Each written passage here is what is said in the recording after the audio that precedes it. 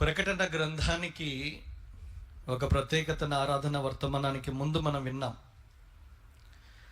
అందులో మొదటిది సింహాసనాన్ని గురించిన ప్రస్తావన. The book of the majesty. ఇది ప్రభావముతో కూడిన లేదా శక్తివంతమైన పుస్తకంగా మనము ప్రకటనను పరిగణించవచ్చు.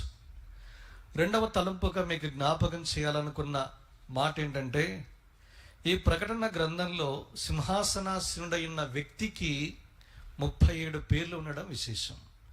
నాకు తెలిసి క్రొత్త నిబంధనలో 26 పుస్తకాల్లో ఇది 27వ పుస్తకం, చివరిది ఇది.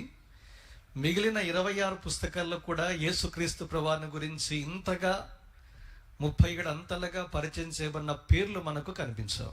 It's a unique book in relation to his name. ఆయనకున్న నామమును బట్టి, పేరును బట్టి ఈ పుస్తకము ప్రత్యేకతను సంతరించుకున్నది అని చెప్పకనే మనము చెప్పవచ్చు. ఈ సింహాసనం మీద ఆసనుడైన వ్యక్తికి ఒక పేరుంది. ఆ పేరు బహుశా 2026వ సంవత్సరంలో చివరి వాగ్దానంలో ఉన్న వాగ్దానాన్ని మనం పరిగణిస్తే, గొర్రెపిల్ల వారికి అక్కడ రాయబడలేదు, కాపరి జీవజలముల బుగ్గల యొద్దకు వారిని నడిపించునన్న మాట మీరు గమనిస్తారు. కనుక సింహాసనం మీద ఉన్న వ్యక్తి పేరు గొర్రెపిల్ల. 22వ అధ్యాయం 1-2 వచనాల్లో ఆ పదాలు మీరు గమనిస్తారు. మనం చదువుకున్న భాగాల్లో మీరు చూస్తే, ఉదయకాలం ఆరాధించడానికి మునుపు ప్రకటన 5వ అధ్యాయంలో చదువుకున్నాం. ఒక తలంపు 6లో మీరు గమనిస్తారు. దాన్ని నేను స్కిప్ చేస్తున్నా.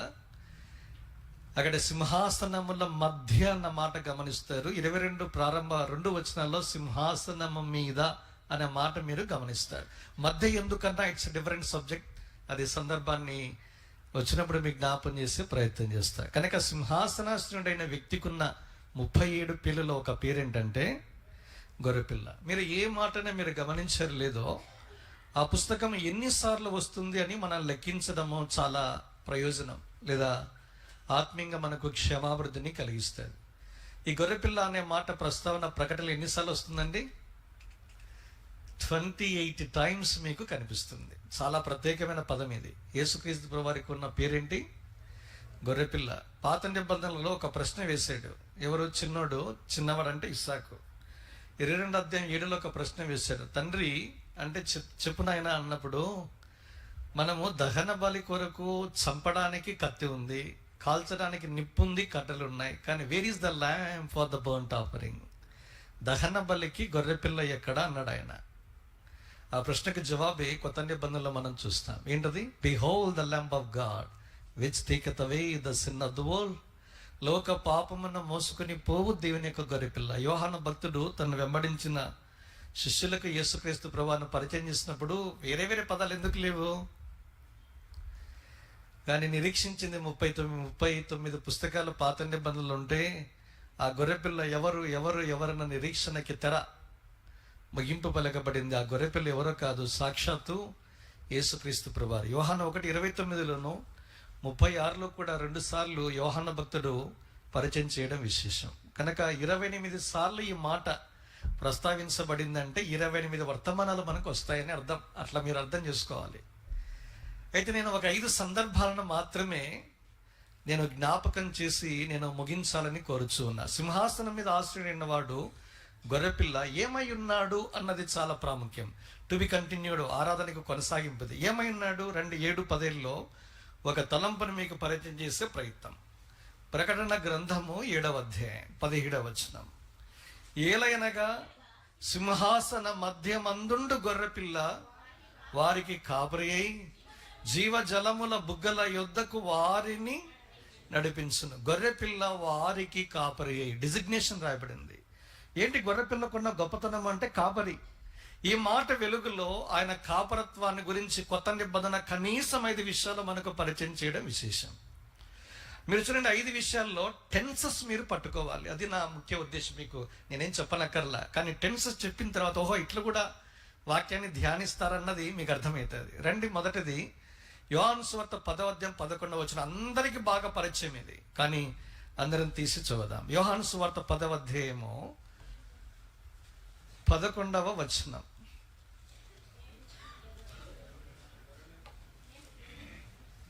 ఒక్క నిమిషం, మీతో పాటు నేను కూడా కలిసి చదువుతాను. రండి. నేను గొర్రెలకు మంచి కాపరిని, మంచి కాపరి గొర్రెల కొరకు తన ప్రాణము పెట్టును.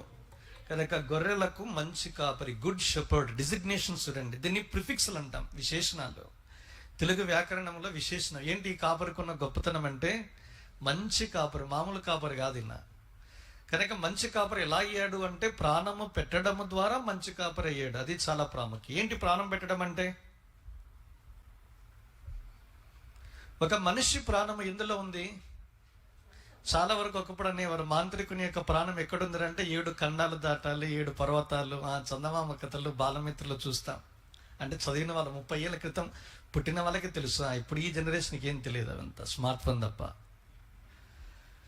కనుక అన్నాడు కదా, అక్కడ 7 గుహలు ఉంటాయి, 7 గుహల్లో ఒక గుహ ఉంటుంది, ఆ గుహల్లో 7 గదులు ఉంటాయి.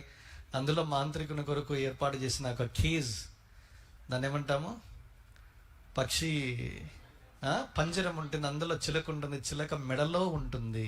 ఏంటది? మాంత్రికుని ప్రాణం అన్నాడు. మరి మనిషి ప్రాణం ఎక్కడుంది? రక్తములో ఉంది. ఇక్కడి నుంచే ఇది ఆది కాండంలోనే ప్రస్తావించడం విశేషం. లేవి కాండంలో మనకు కనిపిస్తుంది. దీని నుంచే బైబిల్ చదివిన ఒక విశ్వాసి సర్ విలియం హార్వే రక్త ప్రసరణ వ్యవస్థను కనుగొని ప్రపంచానికి తెలియజేశాడు. కనుక రక్తనాళాల్లో ప్రవహించే రక్తమే ఒక మనిషి ప్రాణానికి ఆధారం అన్నాడు. అందుకే సర్ హుడ్తో బ్రిటిష్ ప్రభుత్వం ఆయన గౌరవించినట్లుగా మనం చూడగలం. కనుక రక్తం అన్నది ప్రాణాధారం. అందుకే ప్రాణాధారమైన రక్తాన్ని నీకోసం నా కోసం ఏం చేశాడు? ఆయన ధారపోసాడు. అందుకే నా మంచి కాపరి అయ్యాడు. కాపరులు సహజంగా ప్రాణాలు తోడేస్తారు లేదా తీస్తారు. కాపరికి ఆకలిస్తే గొర్రెను తీసుకొని వధించుకొని తింటాడు, ఫ్రై లేదా కర్రీ చేసుకోవాలి. కానీ ఈ కాపరి ఆపోజిట్ ఏంటంటే ప్రాణాన్నే దారపోసాడు. ప్రాణాన్ని అంటే తన రక్తాన్నే దారపోసాడు. మానవాళి కొరకు ఇంతగా ప్రేమించే వ్యక్తిని మనకు ప్రపంచము ఎవరు పరిచయం చేయలే. అందుకే యోహాను సువార్త 10:13 యేసుప్రభువు అన్నాడు, తన స్నేహితుల కొరకు ప్రాణం పెట్టువానికంటే ఎక్కువైన ప్రేమ గలవాడు. పదాలు మీరు మర్చిపోద్దండి, మింగేస్తాం మనం. మామూలు ప్రేమ కాదు ఇది, ఎక్కువైన ప్రేమ. ఈ పదాలు కూడా ఉన్నాయి బైబిల్లో. మీరు చూడండి, ప్రేమను 3 స్టేజెస్లో మనం చూస్తాం. ప్రేమ ఒకటి, ఎక్కువైన ప్రేమ ఒకటి, మరి ఎక్కువైన ప్రేమ ఒకటి. ఇవన్నీ పదాలు మనం ఆదికాండం మొదటి పుస్తకంలోనే చూస్తాం. ఇది అప్రస్తుతం కాబట్టి నేను దాని జోలికి వెళ్ళడంలా. భాగం ఏంటంటే యేసుక్రీస్తు ప్రభువారు ఎంతగా ప్రేమించాడు చెప్పడానికి ఎక్కువైన ప్రేమను తను కనపరిచాడు. ఎక్కువైన ప్రేమను కనపరిచి తన ప్రాణాధారమైన రక్తాన్ని నీ కోసం నా కోసం దారిపోసాడు. మనం ఏం చేయాలి? ఆయన మరణాన్ని, ఆయన ప్రేమను, ఆయన త్యాగాన్ని జ్ఞాపకం చేసుకుంటూనే, స్మరిస్తూనే మనం కూడా ఒక పని చేయాలి. యోహాను సువార్త 15:13 వరకు వచ్చి ఆగిపోలేదు. ఆయన ఏం చేశాడు? 2వ భాగం చూడండి. యోహాను సువార్త 15:14 చదవండి. Very good. నెక్స్ట్ 12వ వచనం. నేను మిమ్మల్ని ప్రేమించిన ప్రకారము మీరు ఒకరినొకడు ప్రేమింపవలనని నా ఆజ్ఞ. తన స్నేహితుల కొరకు తన పెట్టువాని కంటే ఎక్కువగా ప్రేమించవలేడు. యేసుక్రీస్తు ప్రభువు మన కోసం ప్రాణం పెట్టాడు, ప్రాణాధారమైన రక్తాన్ని కార్చాడు. ఆయన మన ఎడల మంచి కాపరిగా తను తానే బయలుపరుచుకున్నాడు. ఇప్పుడు నేనేం చేయాలి? మన సహోదరులను ప్రేమించబద్దులమై ఉన్నాము. అది రెసిప్రోకల్ లవ్. కనుక ఇదైనా దేవుని యొక్క ప్రేమ రుచించిన ప్రతి మనిషి చేయవలసిన పని ఏంటంటే స్థానిక సంఘంలో ఉన్న సహోదరులను మనం ఏం చేయాలి? ప్రేమించాలి. ప్రేమ అడగంటూ పోతుంది. ఇప్పుడు సహజంగా దేని యొక్క వాక్యంలో మనం చూస్తాము, కలిసిన్న లేదా బ్రతికున్న సహోదరుని ప్రేమించడంలా. బ్రతికున్న తల్లిదండ్రులను ప్రేమించము, అత్తమామను ప్రేమించము, ఇరుగు పొరుగుని ప్రేమించము. ఇక శత్రువులను ప్రేమించడం అనేది PhD. అది ఇంకా మనం ఎలిమెంటరీ కిండర్ గార్డ్లోనే ఉన్నాం అనుకుంటుంటాను నేను. ఎప్పుడు అక్రమం విస్తరించుట చేత అనేకుల ప్రేమ చల్లారిపోతుంది. దైవికమైన లక్షణం ఏంటో తెలుసా అండి? ఒక మాట డాక్టర్ వైఎస్ఆర్ 2004లో ఆయన ఎలక్షన్స్ వెళ్ళడానికంటే ముందు ఒక పాస్టర్స్ కాన్ఫరెన్స్ కండక్ట్ చేశాడు. ఆ కాన్ఫరెన్స్లో చెప్పిన మాట ఏంటో తెలుసా అండి? క్రైస్తవులకున్న గొప్ప భాగ్యము క్రీస్తుకున్న దైవత్వము 2 లక్షణాల్లో మనకు కనిపిస్తుంది అన్నాడు ఆయన. ఏం చెప్తున్నారు అనుకుంటున్నారు, అందరూ వింటున్నారు. ఇది లైవ్ టెలికాస్ట్ అయింది, బహుశా మనం చూడం అవంతా. ఒకడు అన్నాడు, ₹1 నాణానికి 2 పార్శ్వాలు ఉంటాయి. ఒకటి బొమ్మ, 2 బొరుసు. బొమ్మ బొరుసు ఏంటంటే క్రీస్తు దైవత్వానికి లక్షణాల్లో ఒకటి ప్రేమ అయితే, రెండు క్షమాపణ అన్నాడు ఆయన. ఇవన్నీ ఎక్కడున్నాయి? ఎఫెసీ 4:24, ఎఫెసీ 5:1 మీకు కనిపిస్తుంది. అక్కడ రాయబడిన మాట మీరు చూడండి. ఒకరిని ఎడల ఒకడు దయగలిగి కరుణా హృదయులై క్రీస్తు నందు దేవుడు మిమ్మల్ని క్షమించిన ప్రకారం మీరును ఒకరినొకరు క్షమించుడు. 5:1 ఎట్లా స్టార్ట్ అయింది? కావున మీరు ప్రియులైన పిల్లల వలె దేవుని పోలి నడుచుకుని అని చెప్పి ఇంకా కొనసాగించాడు. క్రీస్తు మిమ్మల్ని ప్రేమించి పరిమళ వాసనగా ఉండటానికి తను తానే బలిగాను అర్పణముగాను ఏం చేయబడ్డాడు? అర్పించుకున్నట్లుగా మనం చూస్తాం. ప్రియులైన పిల్లల వలె దేవునిని పోలి నడుచుకుని. ప్రియులైన పిల్లలు నడుచురండి. పిల్లలు వేరే, ప్రియులైన పిల్లలు వేరే. పిల్లలంటే యోహాను 1:12 ప్రకారం విశ్వాసం ఉంచితే పిల్లలు అవుతారు. అంతేనా? యేసుక్రీస్తు యొక్క నామమందు విశ్వాసం ఉంచిన ప్రతి వాడు దేవుని కుమారుడి అధికారాన్ని దేవుడు అనుగ్రహించాడు. అది స్టేజ్ 1.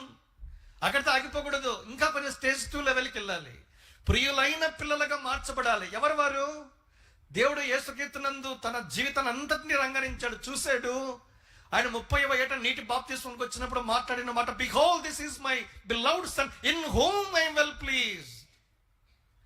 ఇదిగో ఈయన నా ప్రియ కుమారుడు కాదు, మాత్రమే కాదు, ప్రియమైన కుమారుడు, బిలవ్డ్ సన్, ప్రియుడైన కుమారుడు. ఆయన యందు నేను ఆనందించుచున్నానన్న మాట సెలవిచ్చినట్లుగా మనం చూస్తాము. ఇది ఆగిపోలేదు. అదే మత్తయి సువార్త 12:18 వస్తే ఇంకొక మాట అన్నాడు, behold this is my servant, this is my beloved servant in whom I will please. ఇదిగో ఈయన నా ప్రియ సేవకుడు, ఇతని యందు నేను ఆనందించుచున్నాను, నేను ఏర్పరచుకున్న సేవకుడు, beloved servant and beloved son. ఇది నన్ను పిల్లలుగా చేపట్టాం, విశ్వాసం ఉంచాం, విశ్వాసులు అయ్యాం, దేవుని కుమారుడుగా కుమార్తెలుగా అయ్యాము. ప్రభుకు స్తోత్రాలు. కానీ ఎంతతో ఆగిపోకూడదు. అది ఒక మైల్ అయితే, రెండో మైల్ ఏంటది? ప్రియులైన పిల్లలు. ఎవరైతారు? కావున మీరు ప్రియులైన పిల్లలు. ప్రియులైన పిల్లలకు ఉన్న 2 లక్షణాలు ఏంటంటే, one is forgiveness, the spirit of forgiveness and the spirit of love. ఎక్కడ ప్రేమ ఉంటుంది అక్కడ క్షమాపణ ఉంటుంది. అందుకే విస్తారమైన ప్రేమ విస్తారమైన పాపాలను క్షమిస్తుంది. ఎవరు రాసింది ఇది కొత్త నిబంధనలో? పేతురు భక్తుడు రాసిన 1 పేతురు పత్రిక 4వ అధ్యాయంలో చూసి ఎందుకు ఏం రాశాడు? అనుభవించాడు. ముమ్మారు బొంకి తప్పిపోయిన వ్యక్తిని తిరిగి సమకూర్చినప్పుడు అప్పుడు అర్థమైంది, అరే తిరిగి సమకూర్చిన ఈ ప్రేమ ఎంత గొప్పది అని. విస్తారమైన ఈ ప్రేమ విస్తారమైన పాపాలను దోషాలను ఏం చేసింది? కాబట్టి మొదటిసారి ముమ్మారు బొంకడం మాత్రమే కాదు. యోహాను 21 వచ్చేసరికి ఏమైంది? 20 అధ్యాయాలను తిరిగి లేచాడు, తను తానే ప్రత్యక్షపరచుకున్నాడు, చివరికి తోమాకు కూడా కనపరుచుకున్నాడు. అయిపోయిందని అనుకున్నట్టుగా ఉంటుంది 20 అధ్యాయం ముగింపు. ఎందుకంటే యేసుక్రీస్తు ప్రభువారికి సంబంధించిన ముగింపు మాటలు పలికినట్టుగా ఉండి మళ్ళీ 21 స్టార్ట్ అవుతుంది. తిబెరియా సముద్రం దగ్గర ఏం చేస్తారు వీళ్ళు? చేపలు పట్టు, మరలా చేపలు పట్టుదాము రండి, నేను చేపలు పట్టుకోవడానికి వెళ్తున్నా అంటే నేను మీతో కూడా వస్తామని చెప్పి వెళ్ళిపోయారు. ఇప్పుడు అద్దరైన నిలబడిన యేసుక్రీస్తు ప్రభువారు మంచిగా బ్రేక్ఫాస్ట్ ఏర్పాటు చేశాడు. బ్రేక్ఫాస్ట్లో ఏం తీసుకుని వచ్చాడు? Non vegetarian. బ్రేక్ఫాస్ట్లో ఎవరైనా నాన్ వెజిటేరియన్ పెడతారండి? తప్పిపోయిన విశ్వాసులకు దేవుడు ఇచ్చే ట్రీట్మెంట్ ఎలా ఉందో ఒకసారి ఊహించండి. కొత్తగా ఇంటికి వచ్చిన అత్తమ్మ వాళ్ళు ఎవరు? కొత్త పెళ్లి కొడుకు పెళ్లి కూతురికి బ్రేక్ఫాస్ట్లో పెట్టారు. ఎందుకంటే స్పెషల్ అంతా మధ్యాహ్నం రాత్రి ఉంటుంది. కానీ తప్పిపోయిన విశ్వాసు లేదా తన పిల్లలని సమకూర్చడానికి యేసుక్రీస్తు ప్రభువారు చెల్లించిన విధం మీరు ఆలోచన చేస్తే నాకు ఆశ్చర్యం. చాలాసార్లు కొన్ని సందర్భాల్లో ముందు చూడండి, ఆయన పునరుద్ధరణానికి ముందు విశ్వాసం లేని మూర్ఖతరం వల్ల ఇలాంటి పదజాలం అంతా కనిపిస్తుంది. 21లో ఏం లేదు. పిల్లలారా తిరుండకు మీ యొద్ద ఏదైనా ఏం పదజాలం, చిన్న పిల్లలారా, నేనైతే భ్రష్టులారా, విశ్వాసఘాతుకులారా, మళ్ళా పోయినారు కదరా మీరు అని అనేవాని నేను. ఇలాంటి ఏ పదజాలం మనకు కనిపించదండి. ఇప్పుడు అన్నాడు, lovest thou me more than these. యోహాను కుమారుడైన సీమోను, వీరందరికంటే వీటికంటే నీవు నన్ను ఎక్కువగా. ఈ ప్రశ్నకి జవాబు తర్వాత డిస్కషన్, వాళ్ళిద్దరి మధ్య సంభాషణ జరిగినట్లుగా చూస్తాను. కనుక తన విస్తారమైన పాపాలను కప్పిన ప్రేమను చూశాడు, లేఖ రాశాడు. ఇప్పుడు అర్థం ఏం చేసుకోవాలి అంటే, ఈ మంచి కాపరి తన ప్రాణాధారమైన రక్తాన్ని ఇచ్చి నిన్ను నన్ను కొనుక్కున్నాడు, కుమారుడుగా కుమార్తెలుగా చేశాడు. గొప్ప లక్షణం ఏంటంటే, ఆయన ప్రేమను రుచించిన వారంగా మంచి కాపరత్వంలో కింద ఉన్న వ్యక్తి, ఒక విశ్వాసకున్న గొప్ప లక్షణాలు ఏంటంటే 2, ఒకటి ప్రేమించడం, రెండు క్షమించడం. ఎక్కడ ప్రేమ ఉంటుంది అక్కడ క్షమాపణ. దయ కలిగితేనే క్షమిస్తారండి. మీరు చూడండి, హెబ్రీ పత్రిక 8:12 ఒక మాట ఉంటుంది, నేను వారి దోషముల విషయమై దయగలిగి ఇకను మరి ఎన్నడూను వారి పాపములను వన్స్ ఫర్ ఆల్ అన్నాడు. చూడండి, క్షమించడం అన్నది దైవిక లక్షణం. ఇక్కడ కూర్చున్న వారిలో విశ్వాసులారా, నేను ఏదైనా పొరపాటు చేస్తే అమ్మాయి లేదా అబ్బా అన్నా నన్ను క్షమించన్నా, నేను తప్పు చేశానంటే, బ్రదర్ నువ్వు చేసింది ఇది మొదటిసారి కాదండి నాకు వ్యతిరేకంగా, ఇది 10వ అంటాడు. అంటే క్షమించిన, మరి 9 సార్లు క్షమాపణ అడిగాడు, కానీ తాజాగా ఫ్రెష్గా కనబడతాడు. మరి మొదటిసారి ఎప్పుడు? 2000 సంవత్సరంలో లాక్డౌన్లో ప్రధానమంత్రి 5 గంటలకు బయటకు వచ్చి తప్పెట మీద కొట్టమని చెప్పాడు, చూసావా? అది మొదలుకొని ఫస్ట్ అన్నా నానా మాటల చేత లాగి లెంపగా కొట్టినట్టుగా ఫోన్లో దుమ్ము దులిపాను, నన్ను బాధ పెట్టావు. అది మొదలుకొని 2026 ఇది 10 టైమ్స్ ఫ్రెష్గా తాజాగా నవీనంగా ఉంటుంది. మనము క్షమించినట్టుగా ఉన్నాము కానీ మర్చిపోము. కానీ దేవుని దగ్గర ఒకసారి క్షమాపణ అడిగితే ఇకను మరి ఎన్నడూ జ్ఞాపకం చేసుకున్నాడు. అందుకే దేవుని గురించి ఇన్ రిలేషన్ టు 8:12 హెబ్రీ పత్రిక వెలుగులో ఏం చెప్తానంటే, దేవునికి మతిమరుపు ఉంది అంట. నేను ఏమన్నా ట్రీట్మెంట్కి వచ్చాడు నీ దగ్గరికి అని మీరు అనొచ్చు నన్ను. 8:12 వెలుగులో మనం చూస్తే ఒకసారి క్షమించమని కోరితే ఎప్పటికీ జ్ఞాపకం చేసుకుని, ఇక్కడ దోషములు కనిపెట్టి చూడగా, అయ్యా నీ సముఖముందు ఎవరు నిలబడగలరు? కనబడితే పుట్టో ఇక్కడ కూర్చున్న వాళ్ళలో. మనము new year, new dress, new mobile, everything brand new, but old heart, what is the use? ఇది కొత్త సంవత్సరం 2026, బట్టలు తెచ్చుకున్నాము, కొత్త వస్తువులు, మొబైల్ ఫోన్ అన్ని branded new, but old heart, the spirit of unforgivingness, క్షమించలేని మనస్తత్వముతో 2020లో నువ్వు ప్రవేశిస్తే ఈ వర్తమానం నీకే.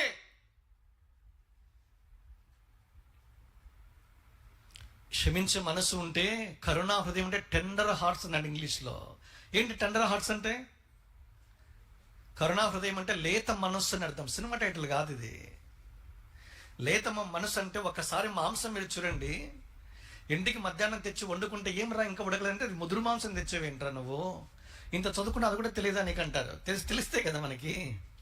ముదురు మాంసానికి 5-6 విజిల్స్ పడితే లేత మాంసం 1-2 చాలు. లేత మాంసం సున్నితమైన మనస్తత్వం కలిగిన వారు ఎంత ఇన్స్టంటేనియస్ ఫర్గివ్నెస్, క్షమించే మనసును కలిగి ఉంటారు. ఇక మర్చిపోతారు, మళ్ళీ జ్ఞాపకం చేసుకోరు. కనుక పదే మనము మన వ్యక్తులు, మన ప్రియులు, భార్యాభర్తలు కావచ్చు, కుటుంబ సభ్యులు కావచ్చు, రక్త సంబంధాలు కావచ్చు, చివరికి విశ్వాసకు కూర్చున్న సహోదరులు కావచ్చు.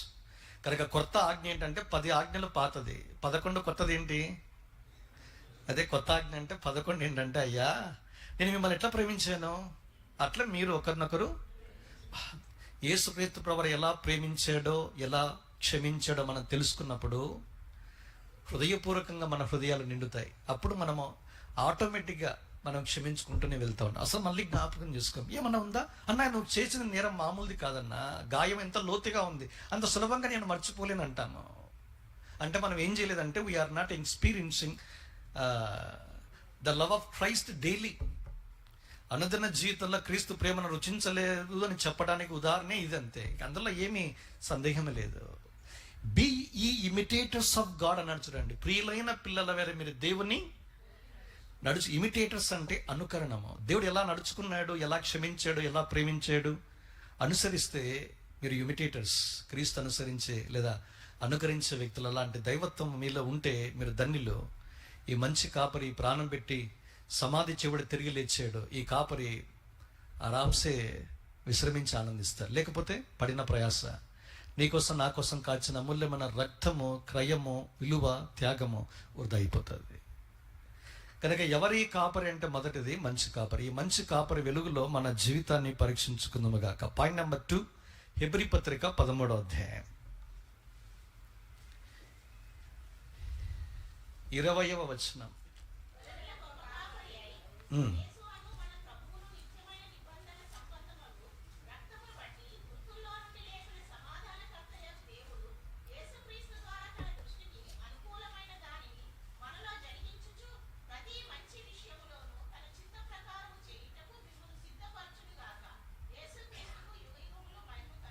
ఇది బెనడిక్షన్లో వాడే మాట. ఇది క్లాసికల్. ఇది కొత్త నిబంధనలు నాకు తెలిసి ఇలాంటి అద్భుతమైన పదప్రయోగం ఎక్కడ మనకు కనిపించదు. మీరు చూడండి, యేసుక్రీస్తు ప్రభువారు ఏ కాపరైనా గొర్రెలకు గొప్ప కాపరి. గొప్ప అనే పదజాలము హెబ్రీ రచయిత మనకు పరిచయం చేయడం విశేషం. కనీసం 7 విషయాలు పరిచయం చేశాడు ఆయన. గొప్ప విషయాలు ఏమున్నాయి? ఒకటి, హెబ్రీ 2:3 ప్రకారము గొప్ప రక్షణ, సో గ్రేట్ సాల్వేషన్. హెబ్రీ 4:14 ప్రకారము గొప్ప ప్రధాన యాజకుడు. మనం చూసిన ఆరాధన వర్తమానంలో మనం చూసాం 16, దానికి ముందు 14లో మనం చూస్తాం గ్రేట్ హై ప్రీస్ట్. ఇంకా కొంచెం ముందుకు వెళ్తే హెబ్రీ పత్రిక 10వ అధ్యాయము 12లో మనం చూస్తే గొప్ప పోరాటము. అదే 10వ అధ్యాయము 35కి వచ్చేసరికి గొప్ప పోరాటం గుండా వెళ్ళిన వారికి ఏముంది? గొప్ప బహుమానము నిలకడగా ఉంది. 11వ అధ్యాయంలో మనం చూస్తే 5వదిగా గొప్ప భాగ్యం అనే మాట మనం చూస్తాం. అది మోషే భక్తుడు క్రీస్తు విషయమైన నింద ఏమనుకున్నాడు? క్రీస్తు విషయం నింద మీరు గొప్ప భాగ్యం ఎంచుతారండి? వద్దురా నాయన, ఈ క్రీస్తు వద్దు. క్రీస్తు ద్వారా కలిగే శ్రమలు బాధలు వద్దన్నా. రక్షణకు ముందు శ్రమలు లేవు, బాధలు లేవు, కష్టాలు లేవు. యేసును అంగీకరిస్తే ఆశీర్వాదం అనుకుని వచ్చాను. ఇప్పటి నుంచి ఆరంభమైందన్నా. చుక్కలు కనబడుతున్నాయని అనే వాళ్ళకి శుభవర్తమానం ఏంటిది? గొప్ప భాగ్యము. 12వ అధ్యాయం 1వ వచనంలో మనం చూడగలుగుతాము. ఏంటది? గొప్ప సాక్షి సమూహం. 7వది చివరిది గొప్ప ప్రధాన యాజకుడు, క్షమించని గొప్ప గొర్రెల కాపరి. కనుక 7 విషయాలు హెబ్రీ పత్రిక మనకు పరిచయం చేస్తారు. ఒక్క తలంపును మాత్రమే ధ్యానిస్తున్నాం. యేసుక్రీస్తు ప్రభువారు మంచి కాపరి మాత్రమే కాదు, గొప్ప కాపరి. ఏం చేస్తున్నాడు? మీరు బాగా గమనించాలి. సమాధానకర్తయగు దేవుడు తన దృష్టికి అనుకూలమైన దానిని యేసుక్రీస్తు ద్వారా మీలో జరిగించచ్చు అన్నాడు. చూడండి, ఇదేనా యేసుక్రీస్తు ప్రభువారు ఎక్కడున్నాడు అంటే మనలో ఉన్నాడు. ఏం చేస్తున్నాడు? సమాధానకర్తయకు దేవుడు యేసుక్రీస్తుని ఈ గొర్రెల గొప్ప కాపరి ద్వారా మనలో తన దృష్టికి అనుకూలమైన దాన్ని జరిగిస్తూనే ఉన్నాడు. కనుక సమాధానకర్తయకు దేవుడు ఈ ఎక్స్ప్రెషను మీరు అపోస్తలుడైన పౌలు 14 పత్రికలు రాశాడు. 5 పత్రికల్లో 5 సందర్భాల్లో ఈ పదం వాడాడు ఆయన. రోమా 15:33లో మొదటిసారి మనకు కనిపిస్తుంది. రోమా 16వ అధ్యాయం 20లో రెండవసారి కనిపిస్తుంది. తర్వాత 2వ కొరింథీ పత్రిక 13వ అధ్యాయం 16లో కనిపిస్తుంది. మొదటి తెస్సలోనికి 5వ అధ్యాయం 23లో కనిపిస్తుంది. తర్వాత 2వ తెస్సలోనికి రాసిన పత్రిక 3వ అధ్యాయము 16లో కనిపిస్తుంది. చివరిగా ఇక్కడే 6వ సందర్భము హెబ్రీ పత్రిక 13వ అధ్యాయం 20లో మనకు కనిపిస్తుంది. ద గాడ్ ఆఫ్ పీస్, సమాధానకర్తయగు దేవుడు. ఈ దేవుడు యేసుక్రీస్తునే ఈ గొర్రెల గొప్ప కాపరి ద్వారా, మనలో నివసించి కాపరి ద్వారా తన దృష్టికి అనుకూలమైన దాన్ని దేవుడు జరిగిస్తూ ఉన్నాడు. మీరు బాగా గమనిస్తే అక్కడ గొర్రెలకు మంచి కాపరి అన్నప్పుడు తన ప్రాణాన్ని పెట్టాడు. ఏ టెన్స్లో వాడాడు? టెన్స్ అంటే కాలం. టెన్స్ పడద్దండి. కాపరి, మంచి కాపరి ఏం చేశారంటే ప్రాణం పెట్టాడు. ఏంటది? గతం తాలూకా ప్రస్తుతమా భవిష్యత్తా? గతం తాలూకు పాస్ట్ టెన్స్. రెండవది గొప్ప కాపరి ఏం చేస్తున్నాడు? తన దృష్టికి అనుకూలమైన దానిని మనలో జరిగించుచు అన్నాడు. జరిగించు అండర్లైన్ చేయండి. వర్కింగ్ ఇంగ్లీష్ ఏముంది? Present tense or present continuous tense లేదా సింపుల్ ప్రజెంట్ టెన్స్. కనుక ప్రజెంట్ టెన్స్లో ఉంది. కనుక ఈ కాపరి ఎక్కడున్నాడు రాయ్యా అంటే మనలో ఉన్నాడు. ఏం చేస్తాడు? తన దృష్టికి అనుకూలమైన దాన్ని జరిగిస్తాడు. నేనేం చేయాలి? We have to submit. దేవుడు అందరిలో పని చేస్తాడు. అయితే చేయవలసిన పనుల ఏంటంటే ఎవరైతే అప్పగించుకుంటారో వాళ్ళలోనే పని చేస్తాడు. మీరు చూడండి, ఫిలిప్పీ పత్రిక 2వ అధ్యాయం 13లో ఒక మాట ఉంటుంది. It is God which worketh in you both to will and to do of his good pleasure. మీరు ఇచ్చయించుటకును కార్యసిద్ధి కలగజేయుటకును తన దయా సంకల్పం నెరవేరుటకై మీలో కార్యసిద్ధి కలగచేయువాడు it is God which worketh in you. Who worketh in you అనే మాట మీకు కనిపిస్తుంది. వర్కెత్ అండర్లైన్ చేయండి. కేజీవీలో వర్కెత్ అని ఉంటుంది. ఎన్కేజీవీ చదివే వాళ్ళలో ఏముంటుంది? It is God who works in you. Works underline చేయండి. It's a verb. Do or does form లో ఉంది.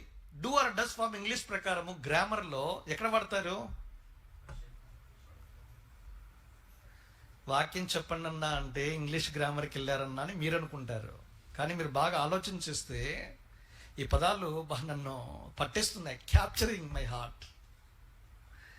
డూ ఆర్ డస్ ఫామ్ అన్నది సింపుల్ ప్రజెంట్ టెన్స్లో వాడతారు. సింపుల్ ప్రజెంట్ టెన్స్ ఎప్పుడు వాడతారు? రెండింటికి వాడతారు. వన్ ఈజ్ యూనివర్సల్ ట్రూత్స్, సార్వత్రిక సత్యాలకు వాడతారు. The sun rises in the east, rises underline does form. అది సూర్యుడు ఎప్పుడు తూర్పుని ఉదయిస్తాడు, అది సార్వత్రిక సత్యం. అది ఇండియాకి వెళ్ళు, ఆఫ్రికాకి వెళ్ళు, అమెరికాకి వెళ్ళు, అదే నగ్న సత్యం. అది సార్వత్రిక సత్యం అన్న దానికి do or does. Next daily activities, ప్రతిరోజు జరిగే సందర్భాలకు ఏం చేస్తారు? సింపుల్ ప్రజెంట్ టెన్స్ వాడతారు. ఇప్పుడు ఇది తీసుకుని వచ్చి ఇక్కడ పెట్టండి. It is God which or who worketh in you or who works in you. What does it mean?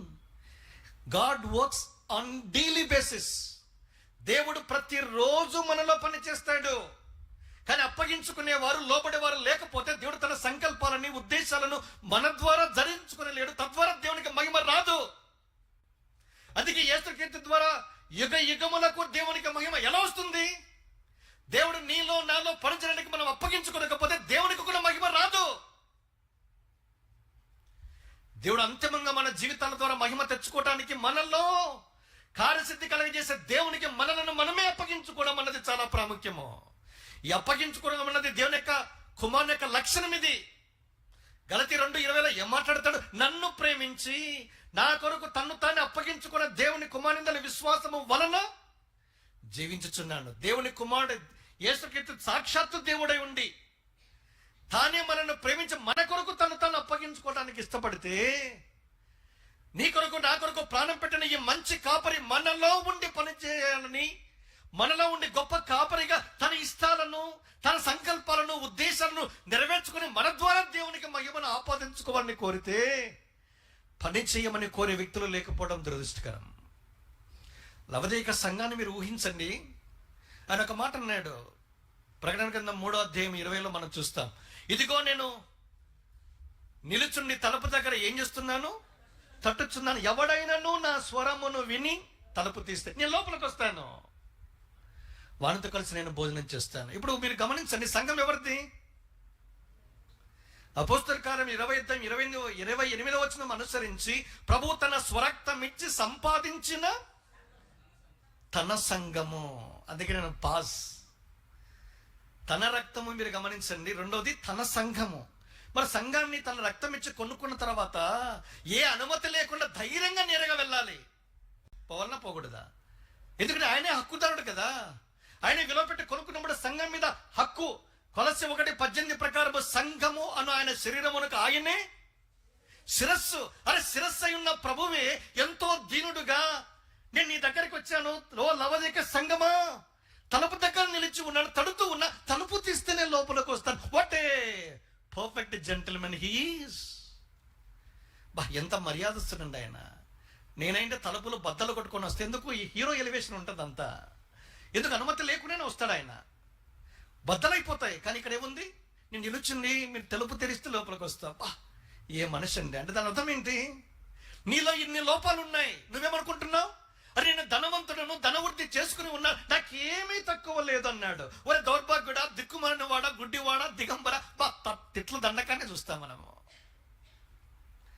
ఇన్ని లోపభూయిష్టమైన వాటిని కలిగి ఉన్నప్పుడు నువ్వు తలుపు తెరిస్తే లోపలికి వస్తావు. నీకున్న పాజిటివిటీస్ని ఏవైతే ఉంటాయో మెచ్చుకుంటాడు. మీరు సంఘాల గురించి ఆలోచించండి. ఎఫ్ఎస్సి మొదలుకొని లవదీక వరకు ఉన్న మంచి విషయాలు మొదట మెచ్చుకుంటాడు. తర్వాత సున్నితంగా ఉన్న లోపాలన్నింటినీ కూడా పైకి లేవనెత్తి సరి చేసుకునే ప్రయత్నం చేస్తాడు. ఇస్తాడు అవకాశాన్ని. మనం సరి చేసుకున్నామా? ఆయన లోనికి అనుమతించి సరి చేసుకునే ప్రయత్నం చేస్తే సరిదిద్దపడతాం. మనం ఎంత అద్భుతమైన మహిమ గల సంఘముగా మార్చబడతాం. గ్లోరియస్ చర్చ్ అవుతుంది. అది ముడత, మచ్చ, కలంక మరి అట్టిది ఏదైనానూ లేకుండాన్నట్లు పరిశుద్ధమైన సంఘంగా, నిర్దోషమైనదిగా, మహిమ గల సంఘముగా తన ఇతను నిలబెట్టుకునటానికి తన్ను తానే అప్పగించుకున్నాడు. మరి ఇప్పుడు అప్పగించుకుంటున్నామా? అది ప్రశ్న. కనుక అప్పగించుకోనకుండా ఏది కొత్తది రాదు.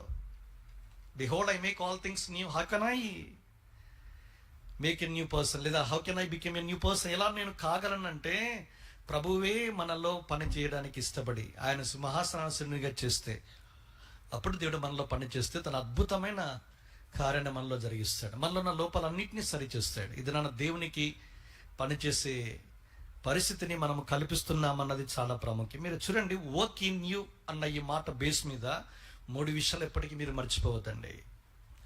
ఒకటి, మనలో పని చేస్తాడు, అది ఫిలిప్పీ 2:13 మనం చూస్తాం. రెండవది, మనతో కలిసి పని చేస్తాడు, మార్కు సువార్త 16:20 చూస్తాం. The lord working with them అని ఉంటుంది. ప్రభువు సహకారుడై ఉండి అన్నమాట తెలుగు తర్జుమా. ఇంగ్లీష్లో వారితో కలిసి పనిచేసే వ్యక్తి, శిష్యులను ఉద్దేశించి మాట్లాడిన మాట. పునరుద్ధరణుడై తన ఆరోహణమై పరలోకానికి వెళ్ళడానికంటే ముందు శిష్యులను ఉద్దేశించి మాట్లాడిన మాట. నేను మీలో పని చేశాను ఇంతవరకు, ఇప్పుడు ఏం చేస్తున్నా? మీతో కలిసి పని చేస్తాను. కనుక అది రెండో విషయంగా మనం చూస్తాం. మూడవది, according to Romans 8:28, all things work together for good to them who love God. కనుక వారి కొరకు లేదా మన కొరకు దేవుడు పని చేస్తాడు, మనలో పని చేస్తాడు. ఒకటి. రెండు, మనతో కలిసి పని చేస్తాడు. రెండు. మూడు, మన కొరకు పని చేస్తాడు. మనము నిజంగా ఎంతో ధన్యులమండి. ఇలాంటి దేవుడు మన కొరకు సమస్తము చక్కగా చేయటానికి, మనతో కలిసి పని చేయడానికంటే ముందు మనలో పని చేస్తాడు. మనలో పని చేయకుండా మనం ఒప్పుకొనకపోతే మనతో కలిసి పని చేయలేడు. మనతో కలిసి పని చేయలేనప్పుడు మన కొరకు సమస్తాన్ని సమకూర్చి జరిగించలేడు. కనుక దేవునికి అప్పగించుకుని ముందుకెళ్ళినట్లుగా ప్రభు సాయించును గాక. కనుక ఇంకా కొంచెం ముందుకెళ్తే మూడవది, ముచ్చటగా లాస్ట్ అండ్ చివరిది, రండి నాతో పాటు.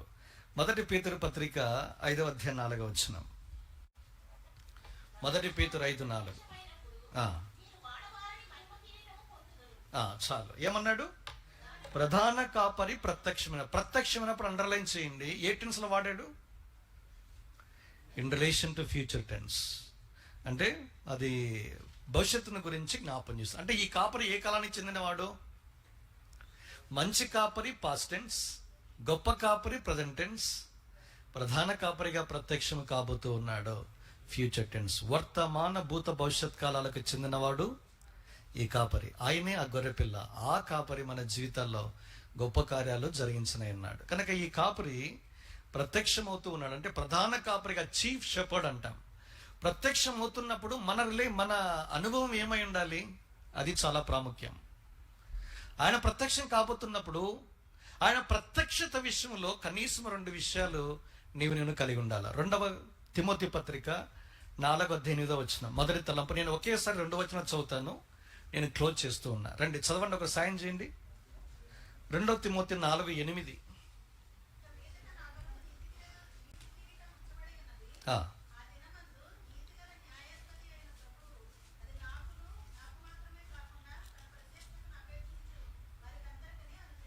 మొదటి యోహాను 3:2-3 వచనాలు నేనే చదువుతాను. ప్రియులారా, ఇప్పుడు మనము దేవుని పిల్లలమై ఉన్నాము. మనం ఇక ఏమవుదమో అది ఇంకా ప్రత్యక్షపరచబడలేదు. కానీ ఆయన ప్రత్యక్షమైనప్పుడు ఆయన ఉన్నట్లుగానే ఆయన చూతము గనుక ఆయనను పోలి ఉందమని ఎరుగుదము. ఆయన యందు ఈ నిరీక్షణ పెట్టుకున్న ప్రతి వాడును ఆయన పవిత్రుడై ఉన్నట్టుగా తన్ను పవిత్రునిగా చేసు. 3 వచనాలు పెట్టుకొని చూస్తే ఒక కామన్ వర్డ్ వస్తుంది, మ్యాథమెటిక్స్.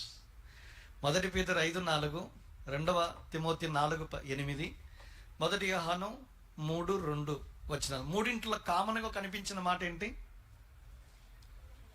తెలుగు ప్రత్యక్షత. హిజ్ అపేరింగ్ అని అంటుంది. ఆయన ప్రత్యక్షం కాబోతూ ఉన్నాడు, మంచిదే. మరి నేనేం చేయాలి? 2వ తిమోతి 4:8 ప్రకారం తన ప్రత్యక్షతను అపేక్షించుట అన్నాడు. చూడండి, అపేక్ష అండర్లైన్ చేయండి. తెలుగులో అపేక్ష, ఇంగ్లీష్లో those who love his appearing అని చూడండి. అపేక్ష అన్నది మామూలు పదం కాదు, తెలుగులో గ్రాంధిక పదం ఇది. అపేక్ష అంటే ప్రేమించడం. దేవుని వాక్యాన్ని కూడా ఈ పదం వాడారు. 1 పేతురు పత్రిక 2:3 మనం చూస్తాం. కొత్తగా జన్మించిన శిశువును పోలిన వారై రక్షణ విషయములో ఎదుగు నిమిత్తము ఆ పాలను అపేక్ష అండర్లైన్ చూడండి. అక్కడేమో sincere desire, sincere pure milk of God. Desire అన్న మాట అండర్లైన్ బాటమ్ మూలంలో చూస్తే వాక్యాన్ని ప్రేమించాలి, వాళ్ళే ఎదుగుతారు. ఇక్కడ కూర్చున్న వారిలో మీరు వాక్యాన్ని ప్రేమించకపోతే ఎదగరు, మీరు ఏం లాభం లేదు. అది వేరే, దానికి పారామీటర్స్ ఉన్నాయి, దాని జోలికి వెళ్ళడంలా. In relation to his appearing, ఆయన ప్రత్యక్షము కాబోతూ ఉన్నాడు. నేను చేయాల్సిన పని ఏంటంటే ప్రేమించాలి, ప్రత్యక్షతను ప్రేమించాలి. పాడుకున్న పాట మీరు యేసు ప్రభు మహిమా నిరీక్షణ లాస్ట్ చరణం అదే. కనుక ఆయన రాబోతున్నాడు, మరలా కొనిపోవటానికి సిద్ధంగా ఉన్నప్పుడు ఏం చేయాలి? ఎవరిని కొనిపోవటానికి రానై ఉన్నాడు? తన ప్రత్యక్షతను అపేక్షించే వారిని, ప్రేమించే వారినే కొనిపోతాడు. మొదటి కొరింథీ పత్రిక 16:22 ఈ మాట మనం చూడగలము. ప్రభువు వచ్చుచున్నాడు, ఎవడైనను ప్రభువును ప్రేమింపకుంటే శపించబడునుగాక మారనాథ అన్నాడు. What is the relation between love and his second coming? ఏంటి రెండో రాకడకు ప్రేమకు సంబంధము? ప్రభు వచ్చుచున్నాడు, బాగానే ఉంది. ప్రభు వస్తున్నాడు, మరి ఈయన సిద్ధపడని చెప్పడానికి బదులుగా ప్రభువును ఎవడైనా ప్రేమించుకుంటే శపించబడును కాక. ఏంటి దానికి దీనికి సంబంధము? ఎవరైతే నా ప్రత్యక్షతను, రెండవ రాకడను ప్రేమించే వారుగా ఉన్నారో వారు మాత్రమే ఎత్తబడతారు. విడవబడిన వారు శపించబడిన వారు. అరే ఇంత బతికి యేసు ప్రభువు యొక్క రెండవ రాకట్లో మొదటి ఫేజ్, రెండవ రాకట్లో మొదటి ఫేజ్ అంట దాన్ని. అందులో చూడకుండానే వస్తాడు. మనం ఎవరు చూడలేము. రెప్పపాటునే మార్పు చెందుతాం. లోకము చూడదు. ఎత్తుకొని పోబడక విడవబడితే ఇంత జీవితం జీవించి బతుకు దుర్లభము, దాన్ని శాపం అన్నాడు. ఒకప్పుడు పాపను బట్టి శాపము యేసుక్రీస్తు ప్రభువు యొక్క శిలువ యొద్ద ఆశీర్వాదంగా మార్చబడింది. గలతీ పత్రిక 3:8-11 మనం చూస్తాము. అబ్రాహాము పొందిన ఈ ఆశీర్వచితం అన్ని జనులకు కూడా యేసుక్రీస్తు ద్వారా కలగటానికి క్రీస్తు మన నిమిత్తము శాపగ్రాహిగా మార్చబడ్డాడు. ఆయన మన నిమిత్తము శాపగ్రాహి, మన శాపం ఆశీర్వాదంగా తీసివేయబడింది. ఆశీర్వదించబడిన ప్రజలు మరలా మీరు శపించబడిన కాక అంటాడు. ఏంటంటే ఆశీర్వదించబడిన ప్రజలు ఆయన రాకడను ప్రేమించకుండా, ఆయననే ప్రేమించకుండా ఉంటే విడబడతారు. మనకేమైందంటే ఎంగేజ్మెంట్ అయింది. ఎంగేజ్మెంట్ అయిన అమ్మాయిని పెళ్లి చేసుకోవడానికి ఒక అబ్రాడ్ నుంచి, అమెరికా నుంచి వరుడు రావాలి. చాలా వరకు తెలుసు కదా. ఇక్కడ ఎంగేజ్మెంట్ అయిన తర్వాత అబ్బాయి వెళ్తాడు. అబ్బాయి తిరిగి వచ్చిన తర్వాత పెళ్లి పెట్టుకుంటామన్నా 2026లో, 2020 డిసెంబర్లో ఎంగేజ్మెంట్ చేయను అంటారు. ఎంగేజ్మెంట్ అయిపోయింది, 6వ తేదీ జూలై మాసంలో దిగాలన్న పెళ్లి కొడుకు. ఇప్పుడు మనవాడి అమ్మాయి ఏం చేసింది? అబ్బాయిని ప్రత్యక్షత, రాకడను ప్రేమించేదిగా, ఆయననే ప్రేమించే వ్యక్తిగా ఉండాల. ఎంగేజ్మెంట్ అయిన తర్వాత అబ్బాయిని కానీ రాకడని ప్రేమించకుండా లోకాన్ని, మరొక వ్యక్తిని ప్రేమిస్తూ జీవనాన్ని గడిపితే ఎంగేజ్మెంట్ క్యాన్సల్. మ్యారేజ్ ఏమి ఉండదు. అరే మనమే క్యాన్సిల్ చేసుకుని నిఘానేత్రం పెట్టి రకరకాలుగా ఆలోచించి విచారించి మనం క్యాన్సిల్ చేస్తున్నామే. మరి ప్రభు ఆయన ప్రత్యక్షతను అపేక్షించే వారికి నీతి కిరీటం, వారే ఎత్తబడతారు, వారికి నీతి కిరీటం. ప్రేమించేవారిగా ఉండడము చాలా ప్రాముఖ్యం. ప్రేమిస్తున్నామా? ఆయన మనల్ని ప్రేమించాడు, మన కొరకు ప్రాణం పెట్టాడు. యేసు ప్రభువారు పేతురుని అడిగిన ప్రశ్న అదే. ఏమన్నాడు? Son of Jonah, lovest thou me more than this, or do you love me more than this? ఈ ప్రశ్న బలమైన ప్రశ్న. దానికి బలమైన జవాబును మనమే ఇవ్వవలసిన వారంగా ఉన్నాం. ఇది మనకందరికీ ఇవ్వబడిన ప్రశ్న. కూర్చున్న మనము ప్రభువు మన కొరకు చెల్లించిన ప్రేమకు స్తుతించి ఆరాధన చాలా సులభం. కానీ ప్రభువా నన్ను ప్రేమించావు, నేను కూడా నిన్ను ప్రేమించుచున్నాను, నీ ప్రత్యక్షతను ప్రేమించుచున్నాను, నీ రాకడను ప్రేమించుచున్నాను చెప్పగలిగిన విశ్వాసులు ఉంటే ధన్యులు. మీకే ప్రభు బల్ల. ఎందుకంటే ఆయన ప్రభు బలలో చేతులు ఇస్తున్నప్పుడు ఆయన వచ్చు వరకు అన్నమాట. ఆయన రాకడను మనం ప్రేమిస్తున్నామని చెప్పకని చెబుతూ ఉన్నాం. పాయింట్ నెంబర్ 2, రెండోది చూస్తాము. ఆయన అపేక్షించడం ఇన్ రిలేషన్ టు ప్రధాన కాపరిగా ప్రత్యక్షమవుతున్నప్పుడు మనం చేయవలసిన పని ఏంటంటే, ఆయన ప్రత్యక్షమైనప్పుడు ఏం చేయాలి? ఆయన పవిత్రుడై ఉన్నట్టుగా తన్ను పవిత్రునిగా చేసుకోవాలి. కనుక యేసుక్రీస్తు ప్రభువుని ఎదుర్కోవాలంటే one and only is purity, that's all. ఆరాధన సహోదరు ఎవరో చేశారు. పరిశుద్ధత లేకుండా no man can see God without holiness. పరిశుద్ధత లేకుండా దేవుని ఎవడు చూడాడు. హృదయ శుద్ధి గల వారు ధన్యులు, వారు మాత్రమే దేవుణ్ణి చూస్తారు. అందుకే ఆయన పవిత్రుడు. ఇటు నిరీక్షణ కలిగిన ప్రతి వాడు తన్ను తాను పవిత్రంగా చేసుకుంటాడు. కనుక ఈ ప్రత్యక్షతను ప్రేమించే వ్యక్తులు ఎవరైనా ఉంటే, ప్రభువా నువ్వు వస్తున్నావు, నువ్వు పరిశుద్ధుడు, నేను కూడా అన్ని విషయాల్లో పరిశుద్ధత, ఒక పారామీటర్లో ఉండదు. అందుకే 1 పేతురు 1:14-16 చూస్తాను. నేను పరిశుద్ధుడనై ఉన్న ప్రకారం మీరును సమస్త ప్రవర్తన, మాట, మనస, వాచ, కర్మన అంటారు హైందవులు. అంటే త్రికరణ శుద్ధి, మాటలోను, మనసులోను, తలంపుల్లోను, క్రియ అంటే నడకలోను పవిత్రంగా ఉండడానికి ఇష్టపడతారు. అలాంటి 3 అంతల పవిత్రతను లోకస్తులే చూడగలిగి ఇష్టపడితే, దేవుడు తన దగ్గర సదాకాలము తాను నివసింప చేయడానికి ఇష్టపడే ప్రభు కొరకు ఏ విధంగా సిద్ధపాటు ఉంది అంటే, ఈ ప్రత్యక్షతను అపేక్షించి వారు ప్రేమిస్తారు. రెండవది తమకు తామే పరిశుద్ధులుగా చేసుకుంటారు. కానీ నేను అపవిత్రపరిచే ఏవైతే ఉన్నాయో నీకు తెలుసు, దేవునికి తెలుసు, నాకు తెలుసు, దేవునికి మాత్రమే తెలుసు. కనుక అంతరంగము, మన క్రియ, మన నడక, మన ప్రవర్తన యావత్తును కడిగి శుద్ధీకరించుకున్న వారమై యోగ్యంగా ప్రభు బలలో చేతులు వేయటానికి మరి ప్రభువే మనకు సాయించింది గాక. నిబంధన రక్తం అందుబాటులో ఉంది. రాయబడిన మాట నిత్య నిబంధన సంబంధము రక్తము. ఆ రక్తం ఇటర్నల్ ఇన్హెరిటెన్స్, నిత్యమైన స్వాస్థ్యానికి కారణం.